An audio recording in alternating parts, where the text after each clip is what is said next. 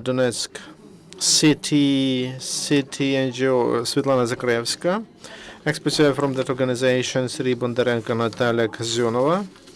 They will provide results of the study in mass media.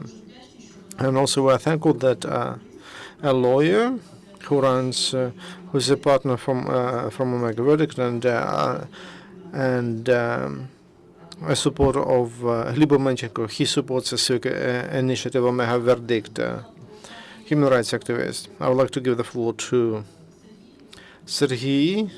Let's start with the monitoring, and because the further discussion will be based on the data of that study, of that research. Let's have a look at it. What did you get during monitoring mass media as to violation of human rights, and also what did you find about IDPs? Dear colleagues, morning. I wanted to thank you to General Consulate of Germany in Donetsk because for the support to our project, and the Institute of Mass Information for providing methodological assistance how to conduct our monitoring. And I will start with that.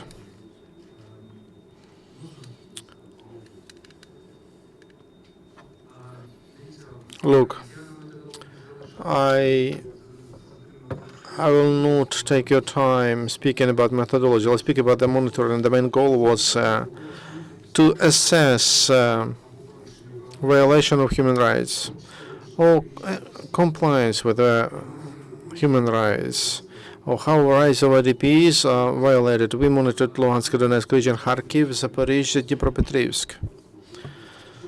What have we found? We processed 21,000 materials, and only 4% of them were related to human rights of IDPs, including human rights of IDPs. And if we look at dynamics of that topic, we can see that the 5% were in the highest number. The highest volume of that topic represented in mass media was 5% in September. Then it's fallen in October, then 3% in November. So on average, it's full. If we look at these numbers, like in September, because there was events, a lot of people started to move from ATO area.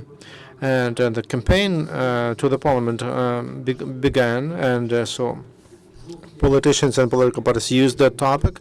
Then that topic was supported, used in October, and then in November the interest to that topic started to fall.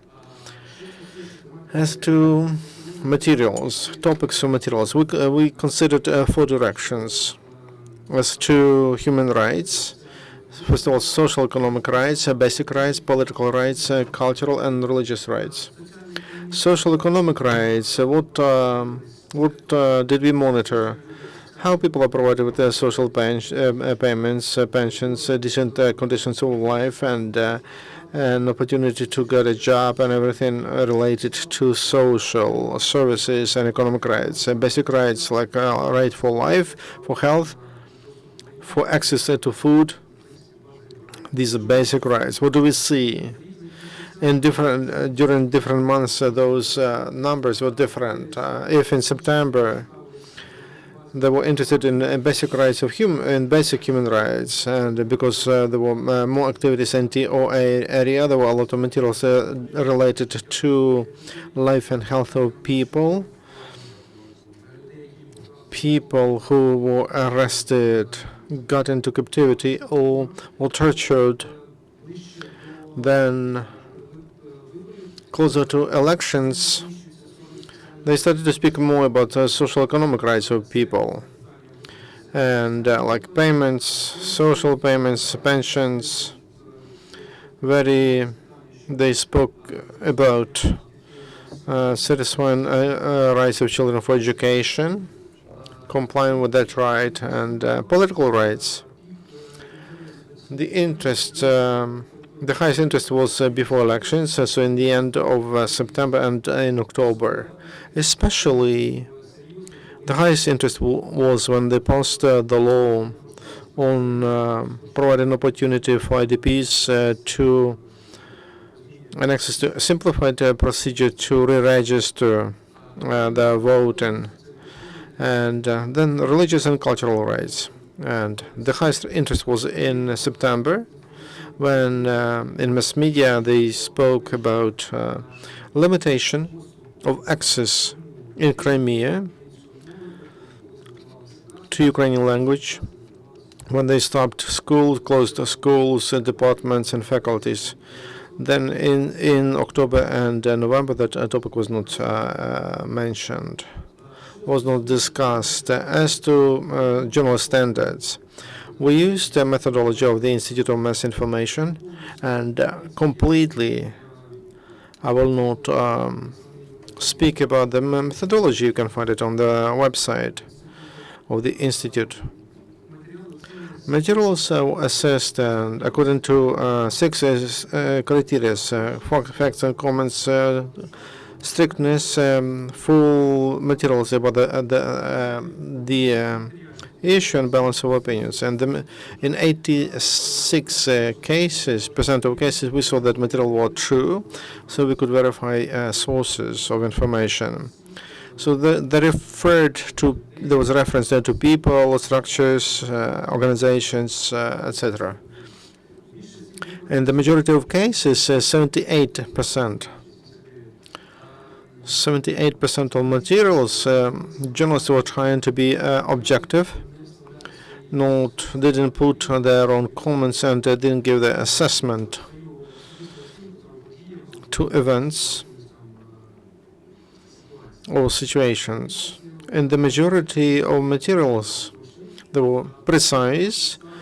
The fullness of an issue, you see, it started to fall. It's on the level of 55%. So in the majority of cases, we will see on the following slides that they provided just dry facts. In the majority of cases, those were official press releases from public institutions, and that was a repost. And there was a few of unique materials that would cover the issue completely, like reasons, situation, consequences, possible developments. Operationalism, 42%, or timeliness, and published media, they use it because there is a certain frequency of printed media, but in internet that is on the level of 92%, 90%, because online media is very quick, and if they can stream, then you can watch online, you can watch events online. And very weak criteria is in balance of opinions. Only less than 24%, 23% or so materials don't provide different opinions. And when we spoke to Elena Holub from the Institute of Mass Information during the first presentation, she told that physically journalists, especially in ATORI, cannot get different opinions. So there is a pro-Ukrainian position or a different position in those materials. Here we can look at types of materials. Usually it's just brief information, short information briefs, no big articles, very few of them, in simple language, explaining the situation, reasons, and complications. You see, it just very brief, very short briefs, and mass media doesn't pay a lot of attention to their own content. It's my opinion. My colleagues support my opinion. So I would like and I wish media to have more unique content and to provide more materials for people to understand the situation, to understand and to make conclusions. As to IDPs, among those materials that we selected, про переселенців матеріали. Піки цієї тематики – це жовтень і листопад. Ну, всі знаєте, да? Тобто вибори і прийняття. November, you all know the elections and passing the law on IDPs. Now we see the examples that was in Lugansk and in newspaper 2000 in the beginning of September, the material about how those people who moved from ATO zone or Crimea were faced with the problems related to the regional differences. Делова столица.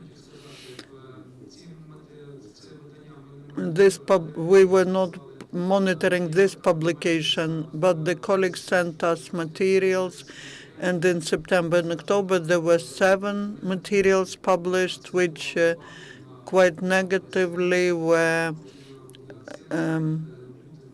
talking about the problem of IDPs. They were saying that people who are moving from ATO zone to other parts of Ukraine are a problem.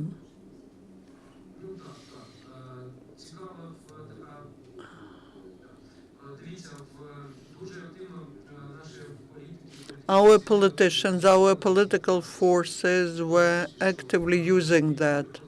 You see, the peak is in October, 21%. In different forms, they were using these issues of human rights, especially the issues of IDPs in their election campaigns and the ratings. Alexander Vilkul in 21 materials, the Gibke in 11, Alina Rezhin in 9, and we have 6 active politicians who were using this topic, and then rating which political forces were actively using this topic. Can we see that on your website? And one more slide. These are examples. So first, I would like to wish to the institutes of civil society to create a demand for information, to help journalists prepare such materials, to create the material of high quality and more unique, and politicians should also help. And I wish you all victory. Thank you, Serhiy and Natalia. Please tell us about what's happening in social networks. Thank you for this opportunity to say a few words. Thank you all who found time and who's here. I called my presentation Stigma for Donbass. I was monitoring the social networks where the most active part of population lives, irrespective of what their position is, pro-Ukrainian or pro-Russian.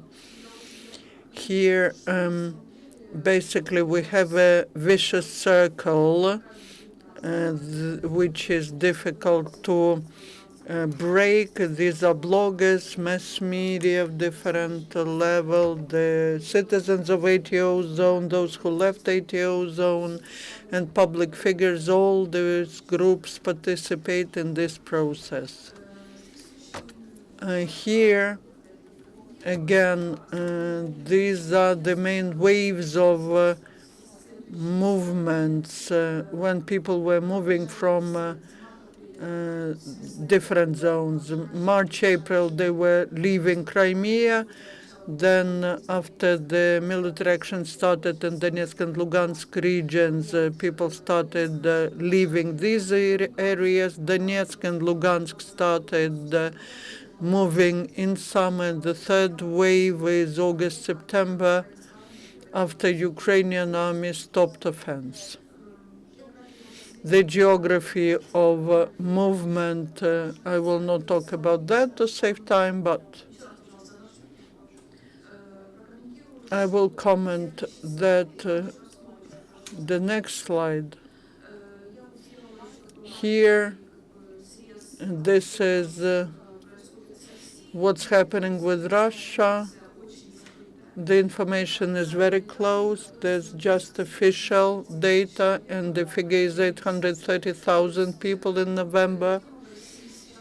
That is the topic in Russia which they do not discuss. Выделены топ-темы обсуждений в социальных. Here are the top topics which are discussed in social networks. Out of that, we can make conclusion how the stigmatization was taking place. Those who were leaving the Crimea, they were automatically perceived as pro-Ukrainian part of the population, people who did not want to live in occupation. As to those who left Donbass, initially, the social problems started. The payments, social payments were not made, and pensions were not paid. In August, September, they were discussing the topics of employment and finding accommodation, and also they actively started discussing who they are supporting. They were discussing the political positions of those who moved from Donbass. And eventually that led to the fact when in the beginning of autumn, in this segment, we had a very difficult situation because we've got a very negative image of the IDPs from Donbass. And what was discussed in October, November, I will not talk about that. It's clear and transparent. First of all, social issues. And what I've told, what is the difference between the IDPs? IDPs from Crimea are patriots, and IDPs from ATO zone are separatists. No one takes into account the fact that 20,000 people left Crimea and almost 500,000 left Donbass. Just the that hasn't been discussed in social networks. Once you come from Donbass, you will be perceived as separatist, but not as a pro-Ukrainian. And here there are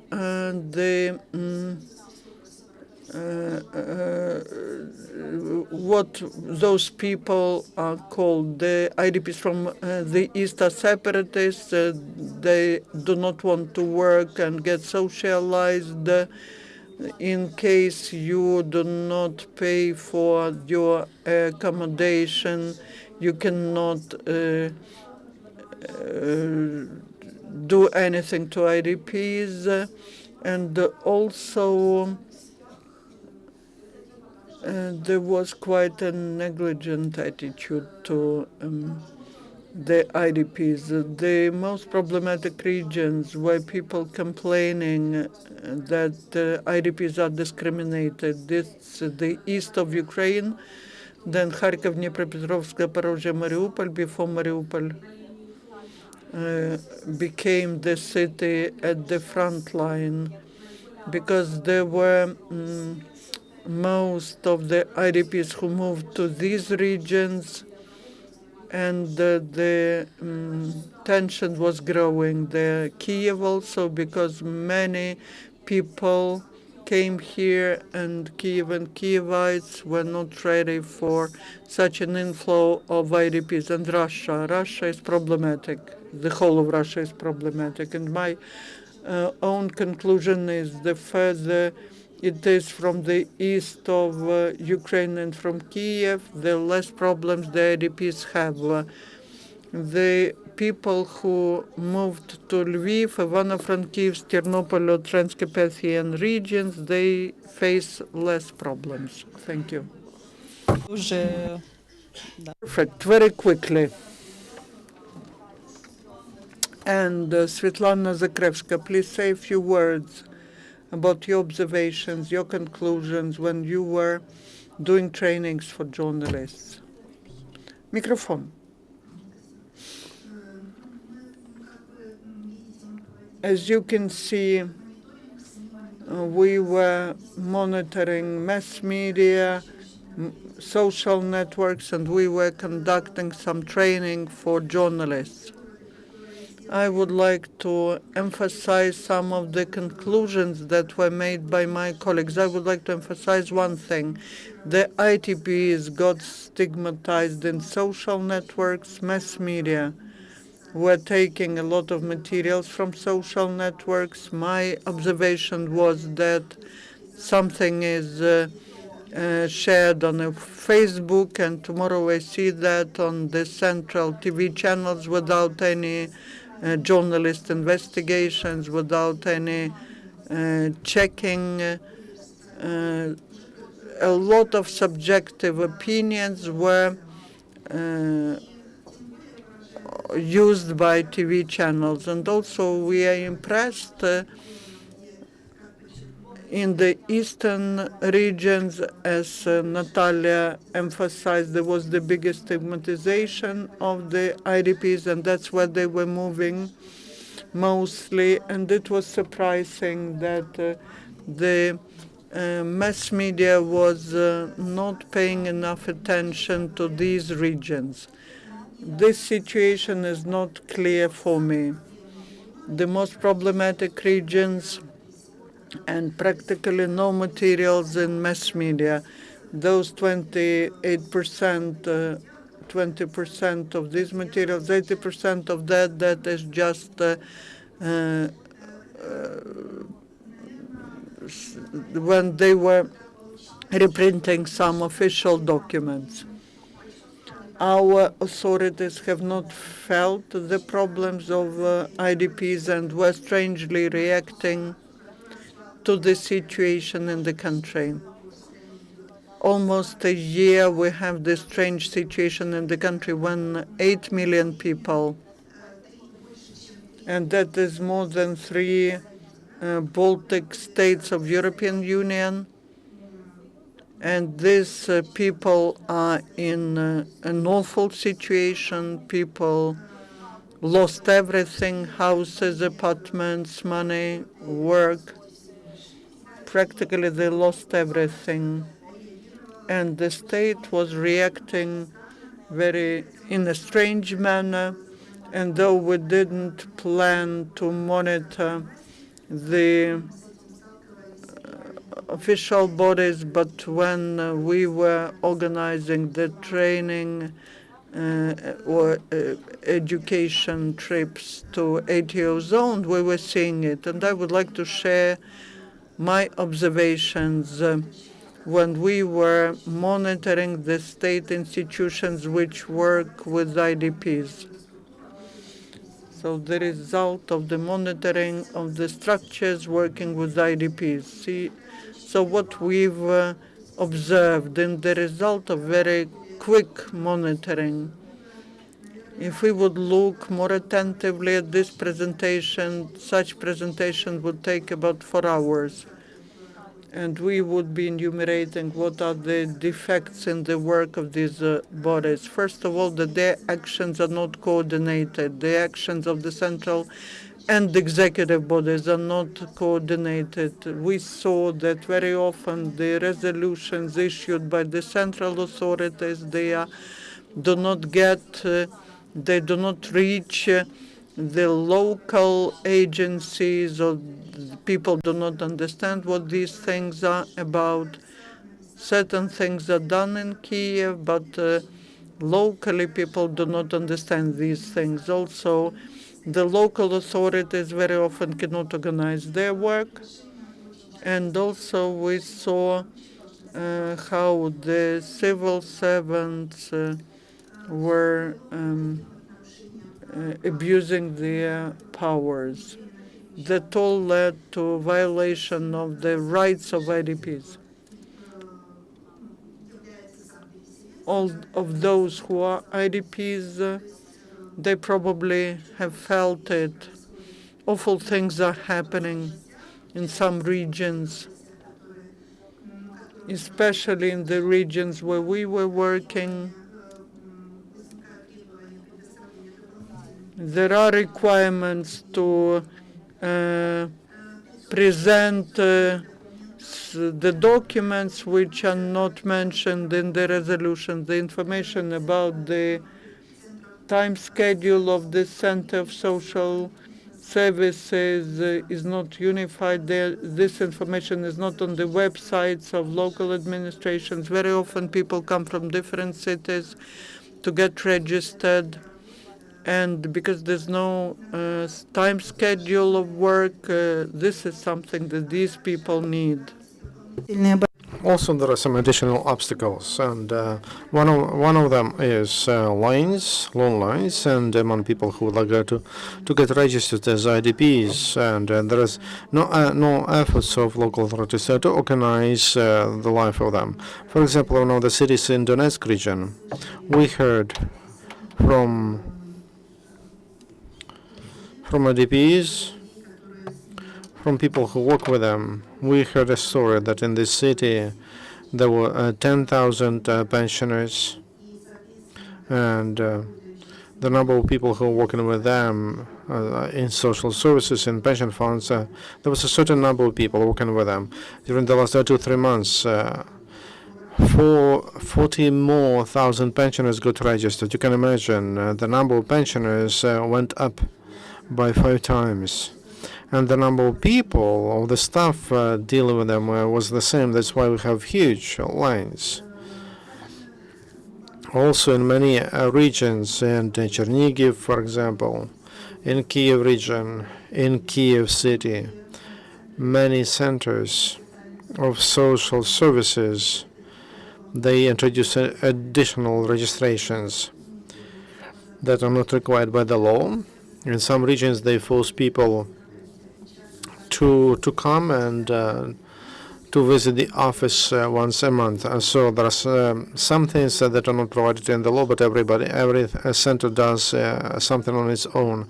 And because of that, people for whom it's very difficult to leave just because they are pensioners, they are old people, and some of them are disabled, they're facing this issue that they have to come many times and to spend lots of time in lines. So that's why on local level it creates a so-called, it turns into social networks when IDPs are blamed that they came and they create lines. So those people who work, who always lived in the city, they also have to come earlier and to stand in long lines.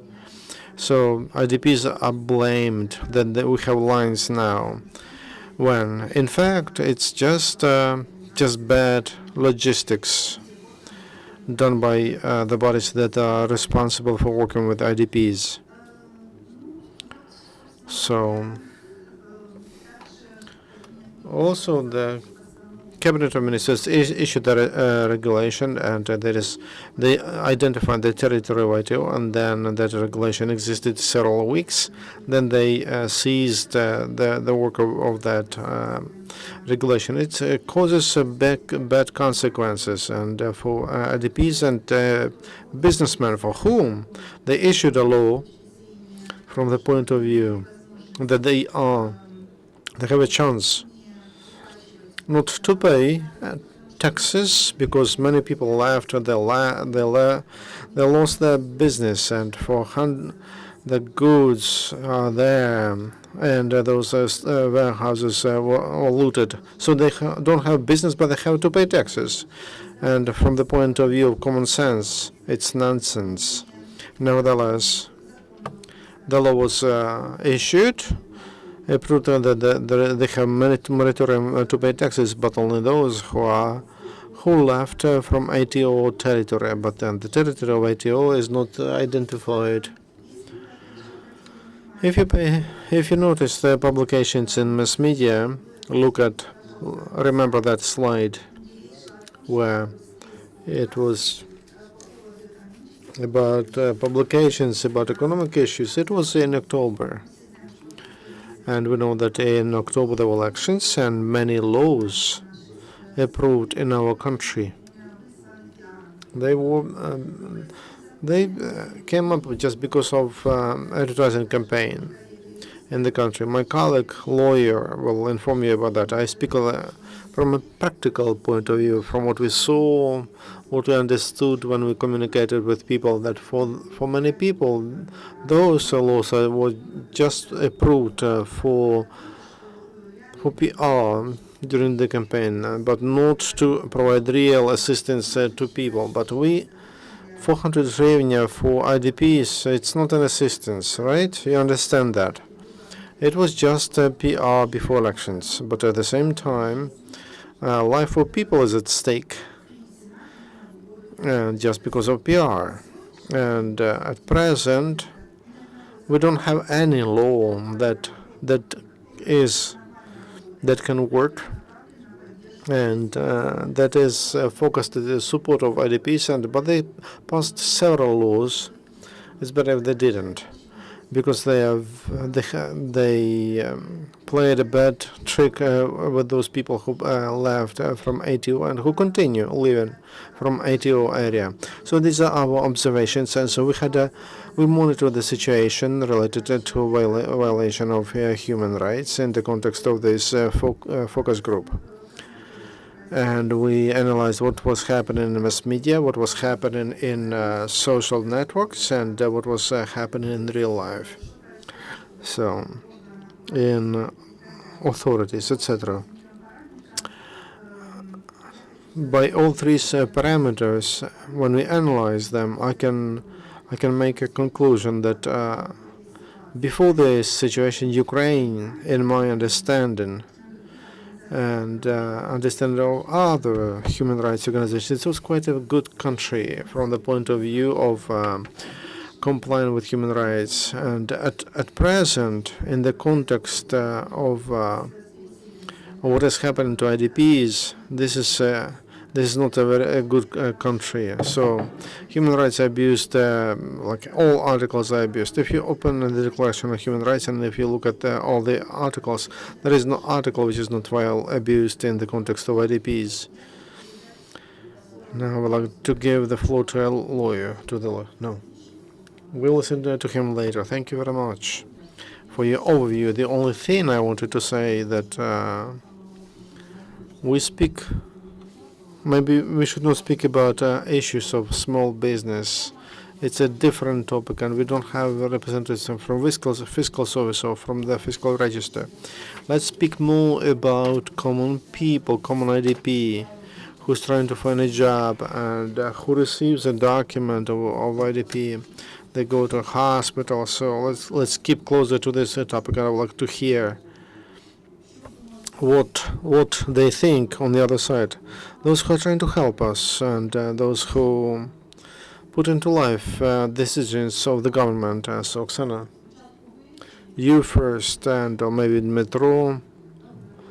Good morning. You know, I was attentive.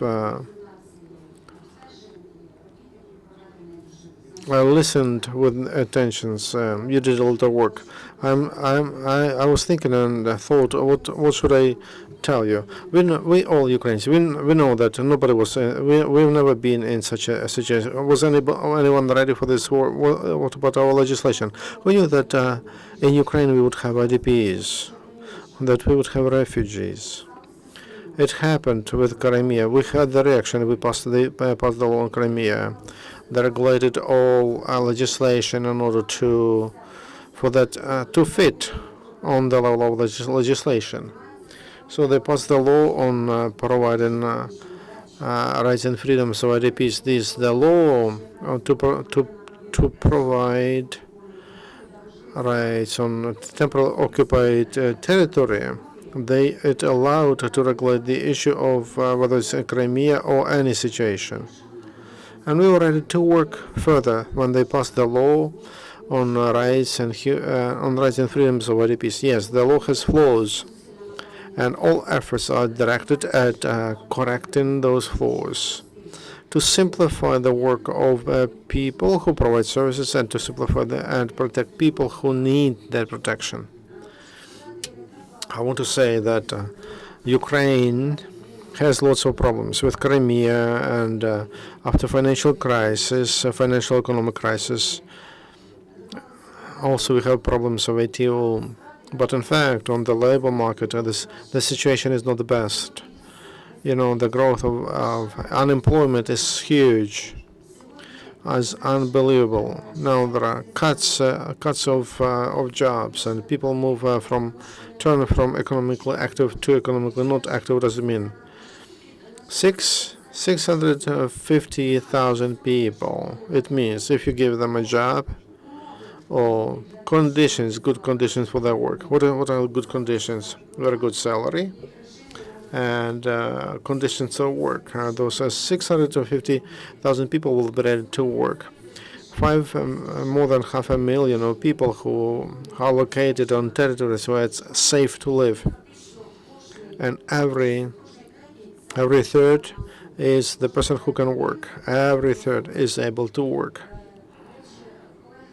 My colleague Svitlana told that during the registration they require additional documents which are not needed and which are not provided in the law. I can tell you that we initiated it. When someone gets registered to get information, whether he needs a job, for example, if he needs a job, then 10% from 500,000 and need work, and to employment center only 15,000 came, so that we have some more of them. 65,000 told that they would like to have work. So our service must be ready to receive these people, and I'll tell you more. The burden on vacancy went up. If we had 5 people, until recently now it's 10 for one vacancy. 10 candidates who are ready to work. But we have less of employers who provide information about vacancies by 3 times. So this is a general problem. Will be not only a problem of the state of the cabinet of ministers. We need to help them under these difficult circumstances. Do you see, or is there a discussion of how to solve the problem? What are you discussing there? By the decree of the President 875, he authorized to develop the program of job employment and professional training for IDPs. There is a working group, and very soon the project, the first the first copy of that program will be on the website of Ministry of Social Policy, and everybody can be involved, and you can send your comments and proposals, and may be important, and they will be at the base of the next program. Now look how many volunteers are there, how many NGOs are involved, and people who are working. They have such a burden on those people who are working. My sister is working in a pension fund. She says, we never had so much work during all my life. By the way, those IDPs, they fight between themselves. They fight. It's awful what is happening there. To provide work and working conditions of those people who receive them, to organize access. I know the ministry is working on a simplifying application to get documents. Dmitro will speak about that. Now we are working on how to improve the law on providing satisfying rights and freedoms of IDPs, and because there is one norm of direct effect which says someone who didn't stop the contract labor relations but is under the territory which is under control of Ukraine can come to the State Employment Bureau and could say that they sent an application and send that application to the employer. Unfortunately, the mail service doesn't take any mail to those regions where they have employers in the occupied area. So how to realize that norm? That's the question. There is one more norm.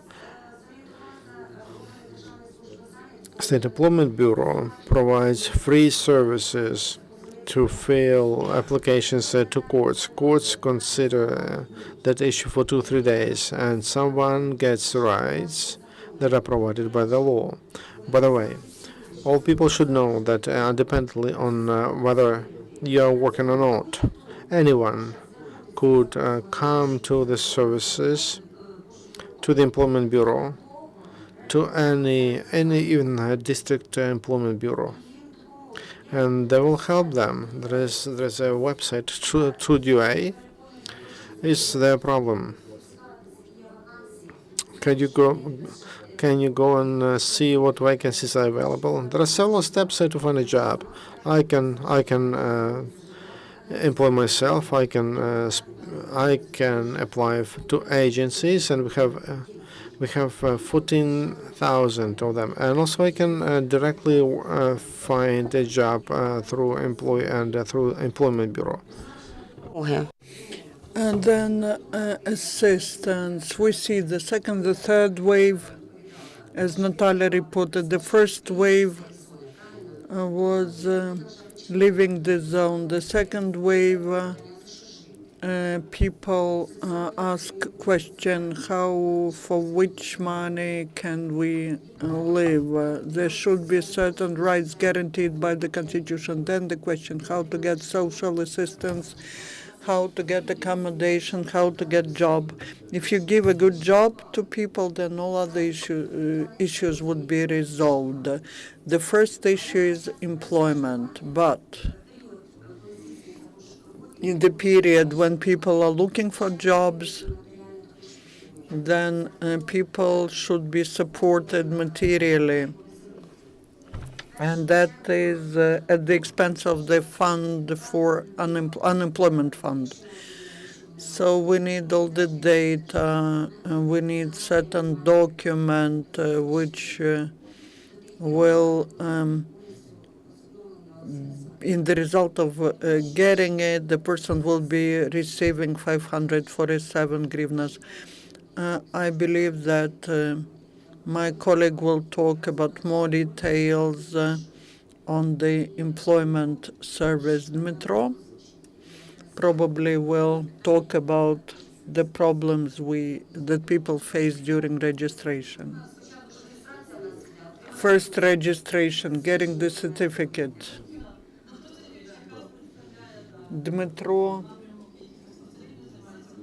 is working on IDPs. And my question to you is,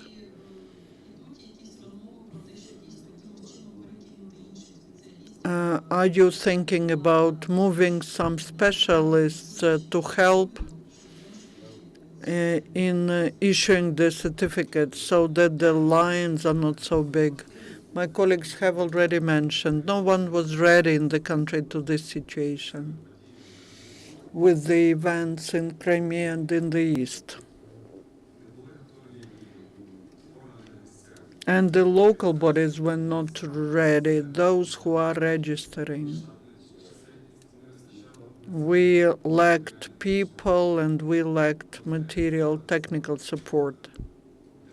However, now the ministry, the state, has mobilized all possible resources to register all the IDPs. The pension fund of Ukraine, the employment center of Ukraine. Everyone is involved into registration. The service on the affairs of children, they also help us. But the work is very tense. Maybe you need to think about some electronic service. I was yesterday present at one of the meetings with Georgian colleagues, and they suggest to register applications in electronic format, but there are risks. The access to confidential information, personal information. Yes, we're working on that. We're working in order to make it easier for a person so that the person comes with an application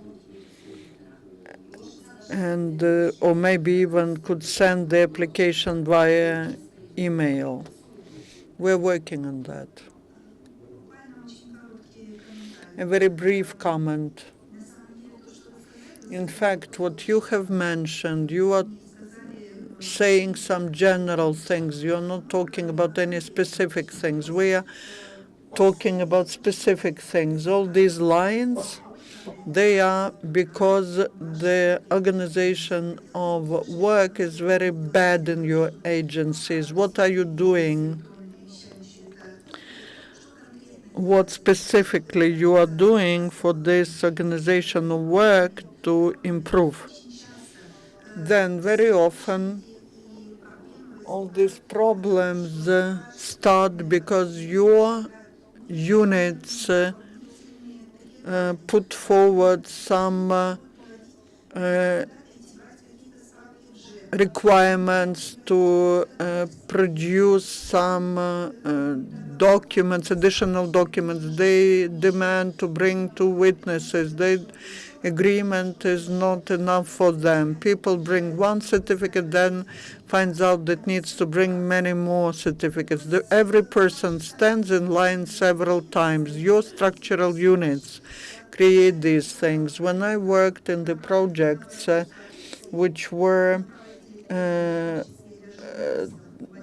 directed towards fighting corruption, we were saying that one of the corruption factors is lines. As soon as there is a line, that leads to corruption. And based on that, we started asking people what's happening with these things. The corruption is awful.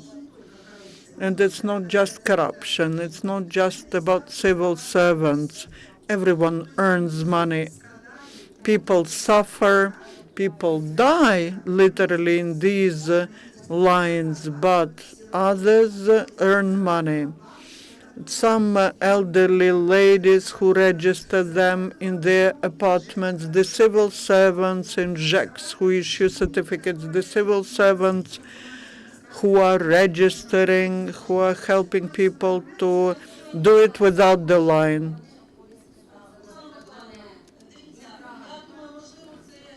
I believe we need to mention again, you need to mention again what is the exact list of documents so that people know exactly what are the documents required. What else should people know? May I add, Valentyna Plachynda, yes, we perceive all the criticism, but we as the Employment Service, we help the Ministry of Social Protection to register IDPs. We have 119 of our workers who help. Besides, more than 200 of our unemployed people work on some public works, and they also work in accounting for IDPs. So we do provide such assistance. That is actual assistance. That's active reaction. As to the Donetsk region, the unemployed people left Donetsk region, and it's difficult to get them involved. But in Donetsk region, most of the unemployed work on public works, and the person, besides getting this assistance for unemployment, gets some additional income. And this is considered as employment. The person will have the right to get target assistance because the person is IDP. А скажіть, будь ласка, ще такі уточнення. А, наприклад, And for example, the specialists, those who are on the occupied territory, maybe the way out could be that they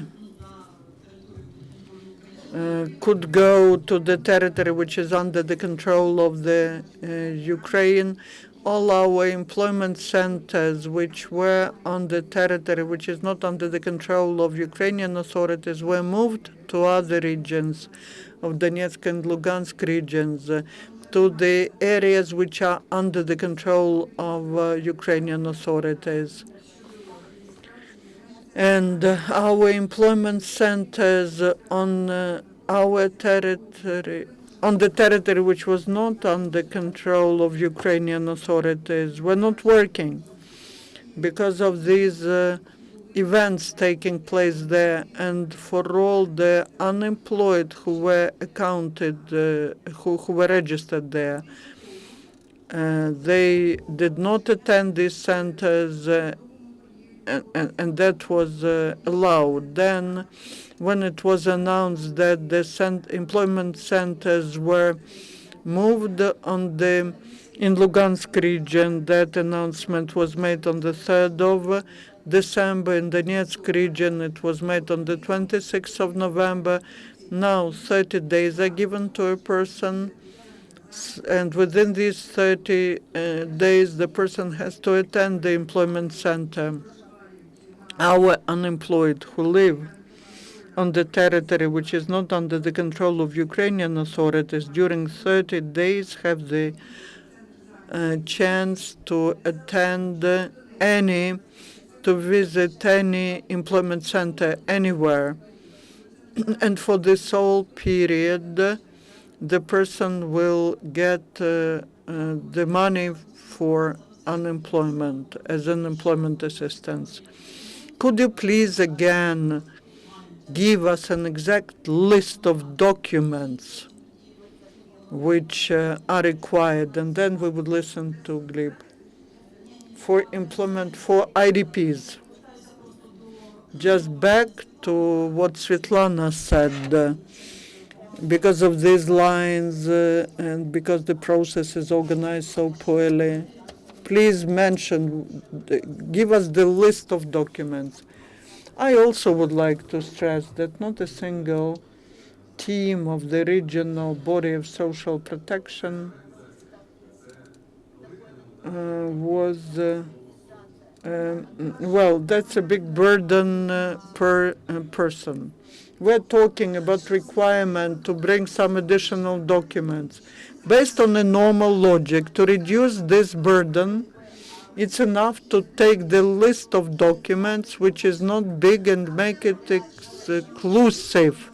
But artificially, they take this additional burden. So that's something which is beneficial for them. This is not beneficial, talking about the rights and freedoms of IDPs. Well, there is a list of documents. How can a civil servant? But they do that.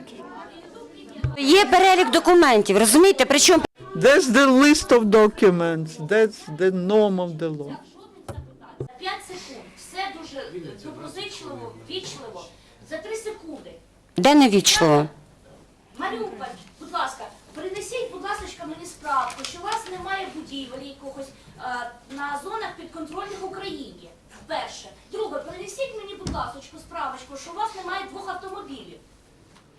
Да, це вимога. І все. Ідея це від. Це вимога, да, дійсно. І все.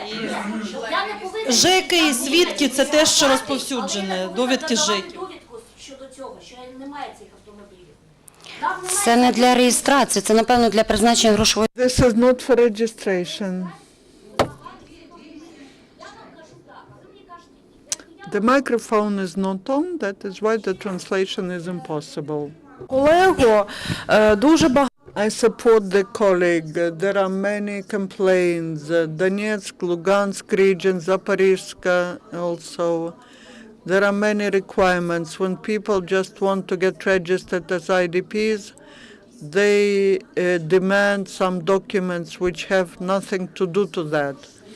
The certificate, the marriage certificate, some diploma or something else. There are cases which seem awful. They demand some documents. Maybe you have a hotline. What's the way out? Таки одним I believe that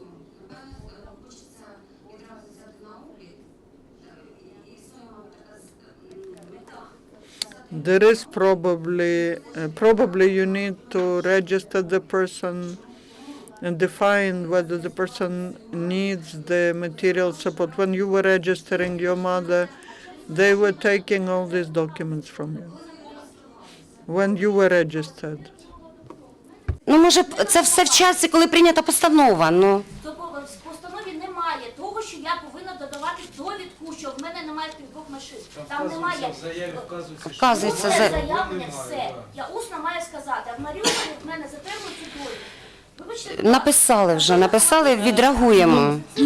Я дякую, колеги. Давайте Ви знаєте, якби суспільство також, і от є якісь зловживання, і десь був зворотній зв'язок, щоб ви нас хоча б інформували, що от в Маріуполі отака ситуація. Звичайно, була б реакція, повірте. Але це не тільки в Маріуполі, це в інших містах Донецької області також. Вам зараз сказали про деякі Запорізьку, Луганську область. Я чула такі ж історії про Чернігівську область та про Харківську область. Тобто, мені здається, що це не окремі і не поодинокі випадки. Це вже поширена дуже практика. І для того ми сюди зібралися, щоб вас поінформувати, якщо ви досі про це не поінформовані. Мені здається, що одним з наслідків цього обговорення сьогоднішнього має стати якась реакція від центральних органів до своїх структурних підрозділів на місцях про заборону вимагання.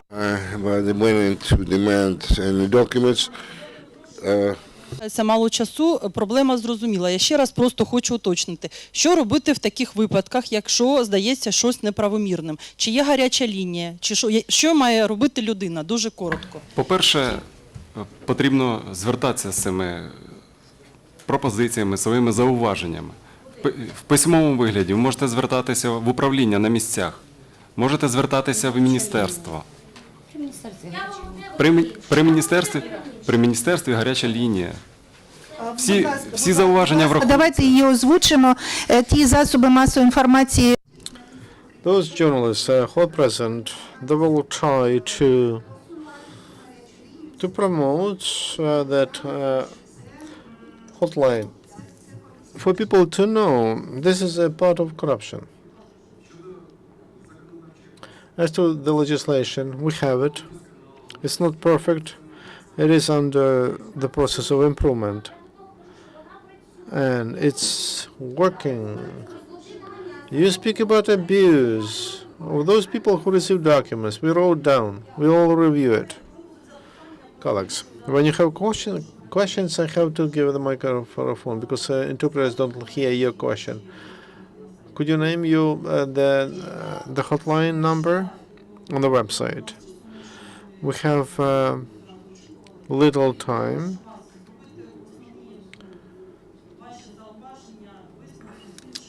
Make your comments.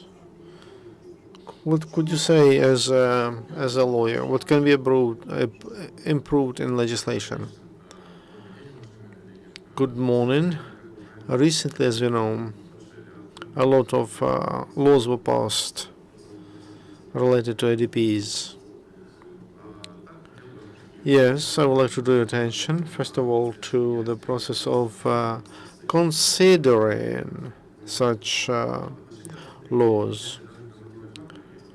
There is a regulation of the Cabinet of Ministers number 6, November 3, 2010. It defines main principles and requirements to realize by the executive branch to implement how to involve people to discussions of different legislation. The requirement is one of the principles of democracy. It's in the Constitution of Ukraine that citizens have a right to participate in governing, in administration of the state and administrating the state from the point of view of executive branch. I wanted to say that right of participation of people in realization of state policy is used according to this regulation, but in two ways. The first one, through civic councils, that's an official body which is set up by executive branch bodies, and in order to control, as its F is the public controls decisions. And I would like to say that NGOs don't participate very often in discussions around IDPs, and IDPs they have their own initiatives. They have their own initiatives, but that is not taken into consideration. So decisions are taken quick, and nobody has time even to notice when they would develop to discuss, because there is no discussion.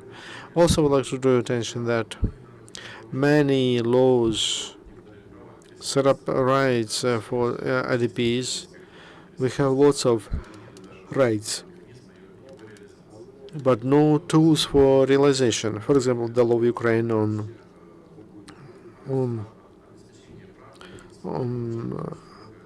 IDPs' rights and freedoms. It gives a list of rights. There is a right during 6 months, the authorities must provide free accommodation if IDPs pay for utilities. 6 months, that's from the moment of registration as an IDP. That is the main right, and that is satisfied. And this is very necessary for people, the right for accommodation. People have nowhere to live, because people not living from ATO because they have no other place to live. It is not realized. I know it was to some extent at the beginning. This right was realized before the law was passed. But now the answer is one: we don't have housing. So it's just a declaration.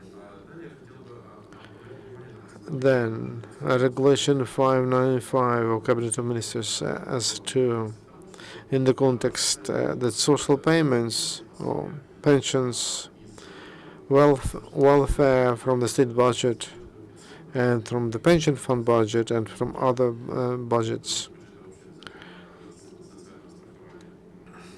they will be paid out to people who live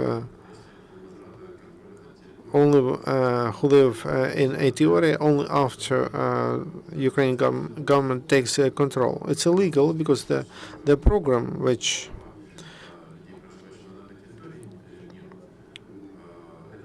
doesn't work. People are in ATO are the same people like everywhere, and we don't have a martial law. And because it is not recognized as the war, that's why it's legal, and they stopped all social payments, and that's against the constitution. And to inform the truth, people.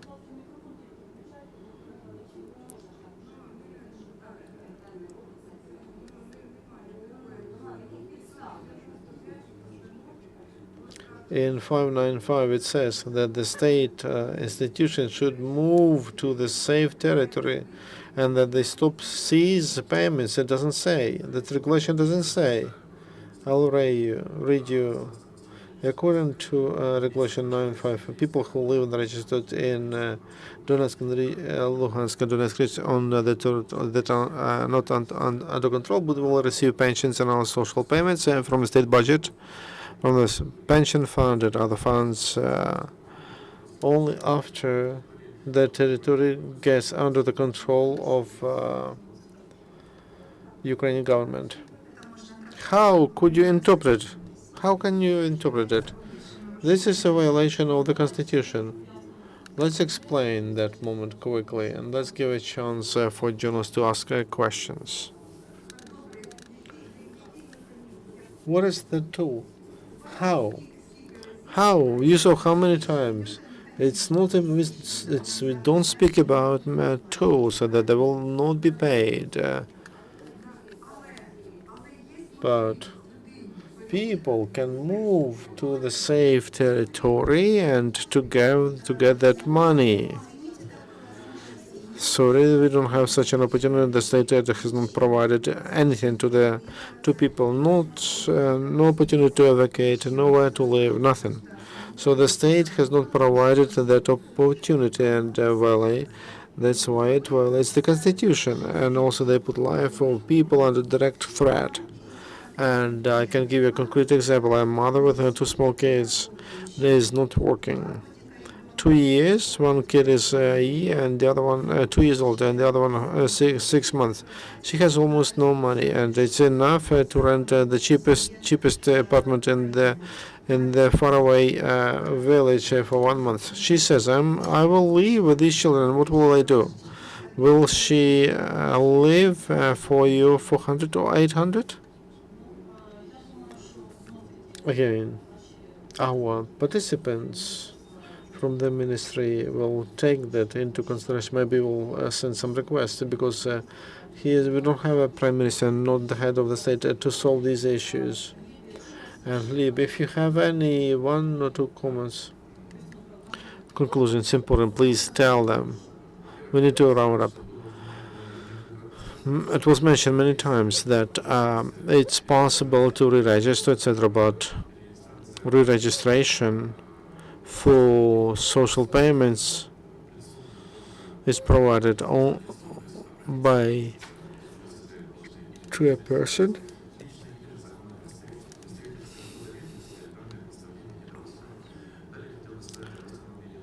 Regulation 505 as to those 400 and 800.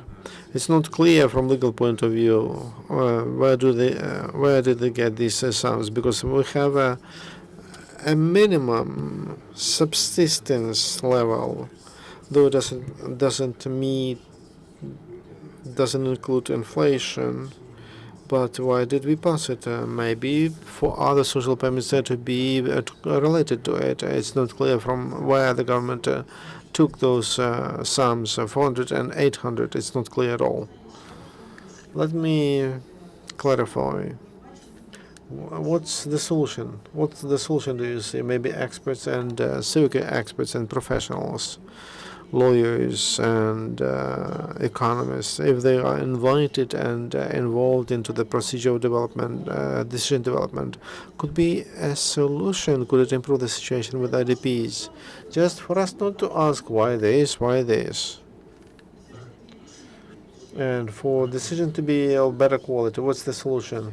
Of course, I believe that the most important is to involve people, and they don't do it.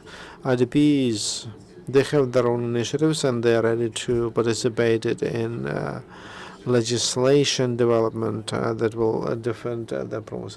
You have a problem. Tell us, give us a decision. People are not paid social payments. So we see. You worked on it. What is the solution? We are partners here, right? The state, the volunteers, and we are partners. Tell us, what's the solution? We believe that the state must provide a humanitarian corridor, and provide money to people for them to move out from ATO. How will you take that? To provide accommodation, how? Let's solve this. Let's not speak about money. Let's speak about technical opportunity. And because there are buses, for example, from the border of Donetsk region, where could those people, where could they be taken? When you are talking, switch on your mic, and also if there is a question, let's give to the audience for that. Is there any question?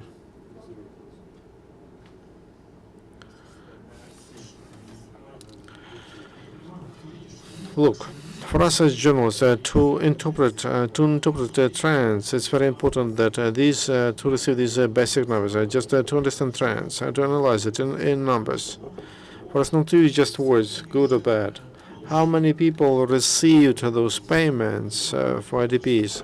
Because they're provided, somebody's waiting, somebody's not waiting, somebody's... So, the second,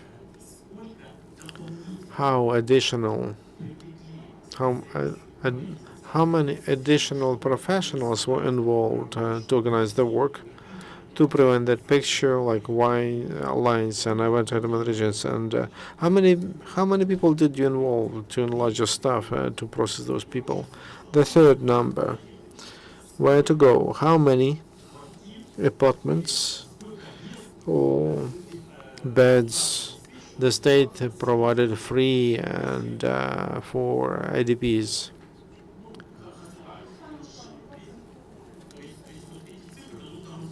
That will allow us to write correctly and to interpret correctly. At least those three. Look, at until now,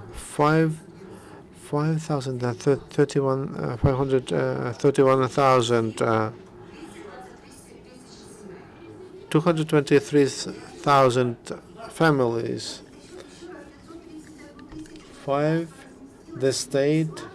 The state provided housing free. The question was free of charge. I'm not responsible for that, please. The number of families that I will refuse then to inform you, because this is not the correct format of this event. You ask me questions as if I am a vice prime minister here. Could you please tell, from what you can you say, I will give just the figures that I know, the number of families who were paid assistance, 8,537 families. Accounted 586, 575,575 persons accounted for. Registered 588,575. 83,000 received assistance. They have already received. Any other questions? These are those to who we paid already. 168,914 families. The monetary assistance is to be given to them. Is there an official figure of how many IDPs left Donbass? To Russia, to Ukraine?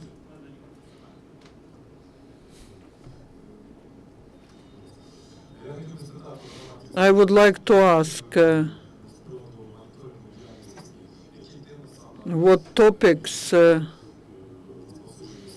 mostly published by mass media. Is it about the crimes committed by IDPs or what? You mean stigmatization. The first, in September, the problem was that IDPs had fight with locals in Kharkiv region, but who provoked the conflict was not clear. But the militia came and said, okay, you are IDPs, no one will start the case. And second, there was information peak about the accommodation in Kiev. That's what we saw in our monitoring. In social networks, this topic is discussed more actively. In mass media, they are practically not mentioning that. The peak was in September. I would like to add, on Delovaya Stolitsa, there were many materials like that. There are some like fantasies of some psychologists about IDPs. I'm sorry, we're given a sign that we have to finish. We mentioned the main problems.